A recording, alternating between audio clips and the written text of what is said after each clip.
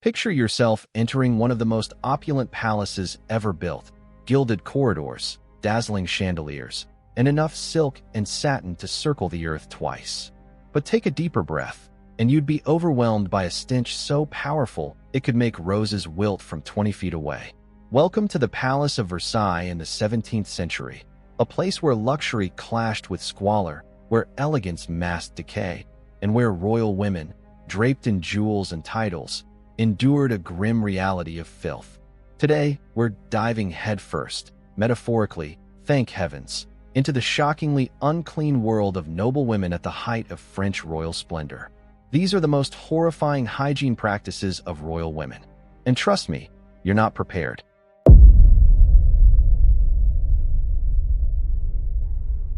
If you were a woman of noble birth in 17th century France, you were expected to radiate grace, charm, and impeccable fashion.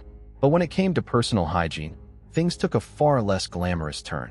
Bathing, the very act we now associate with cleanliness, was often shunned entirely. Why? Because the science of the day hadn't yet caught up with basic hygiene. Doctors believed that warm water wasn't cleansing, but dangerous. They claimed it opened your pores, leaving you vulnerable to disease carried by the air. To make matters worse, the church frowned upon bathing, viewing bathhouses as places of vanity and sin. The result? A culture that slowly, but surely, turned away from water. Private baths and daily showers were unheard of for noble women. In fact, full-body bathing was considered unnecessary, even hazardous or morally suspect. Instead, most aristocratic women, even those in the royal family, relied on a damp cloth to freshen up their hands, faces, and maybe their necks. But these weren't water-soaked towels. They were typically moistened with alcohol, vinegar, or even saliva, thought to cleanse the skin without opening it too much. When a bath did happen, and that was rare, it was usually a shared, family affair.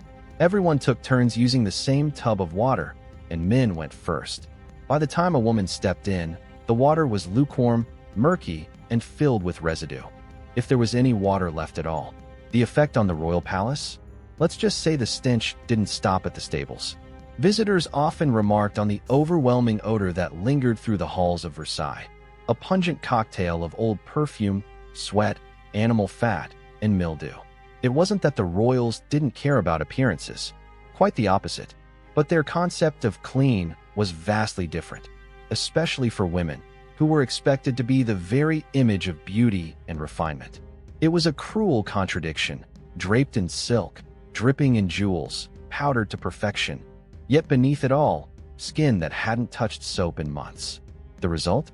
A look that dazzled from a distance and repelled up close.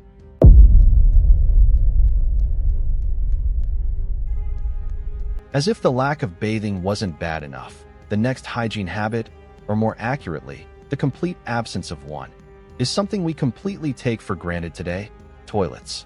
The Palace of Versailles may have been a masterpiece of architecture, brimming with luxury and home to the most powerful elites in Europe. But here's the shocking part: it had almost no proper toilets. Hundreds of rooms, thousands of courtiers and guests, and barely a functioning bathroom to be found. Instead, the royal court depended on chamber pots, small portable bowls tucked under beds, hidden behind curtains, or stored in closets. When nature called, you used the pot. And then, well, someone, maybe a servant, maybe not, would throw the contents out a window. If the wind wasn't in your favor or the streets below were busy, that waste might land directly on an unsuspecting passerby. And believe it or not, some didn't even bother with pots. Courtiers were known to relieve themselves in the palace gardens, or, in the case of men, simply urinate off balconies. Foreign visitors were horrified, and not without reason. This wasn't the result of a few bad habits.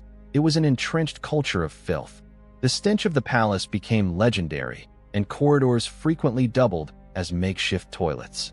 Now imagine gliding through those same corridors in an elaborate gown, carefully lifting your skirts, not just to display fine embroidery, but to avoid stepping in human waste.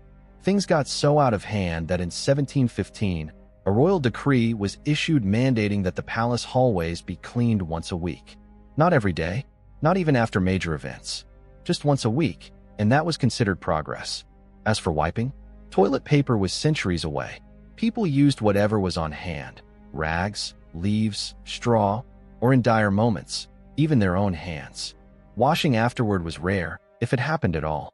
And when your toilet was a window and your hygiene was optional, it's no surprise that disease and parasites thrived in even the most luxurious corners of royal life.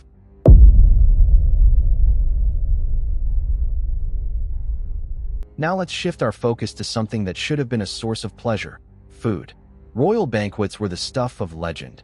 Tables overflowing with meat pies, pastries, roasted pheasants, and candied fruits. But behind all that splendor lurked a gut-wrenching reality. The royal kitchens at Versailles were not spared from the palace's broader sanitation nightmare. In fact, they were often directly affected. The plumbing was so poor that raw sewage occasionally backed up into food preparation areas. One infamous incident even involved wastewater reaching the private kitchen of Queen Marie Antoinette. Unsurprisingly, the consequences for food safety were dire. Without refrigeration, ventilation, or any proper system for waste disposal, contamination was rampant. Meat would spoil quickly. Produce was left out for days. Rats and insects roamed freely. Yet the kitchen staff had little choice but to press on, serving potentially tainted meals to the most elite members of society. The fallout? Constant digestive distress. Diarrhea, vomiting, and stomach infections were widespread. But the most disturbing were the parasites. Intestinal worms, especially tapeworms, were shockingly common due to undercooked meat and filthy kitchen conditions. Even Louis XIV wasn't spared. He reportedly expelled a 6-inch-long tapeworm, a grim reminder that not even absolute power could protect against poor hygiene. For the women of the court, mealtimes were more than just eating. They were social performances. They had to dine with grace, engage in witty conversation, flirt, and toast, all while silently enduring nausea, cramps, or worse. Behind their powdered faces and poised smiles, many battled illness in silence, all to maintain the illusion of effortless elegance.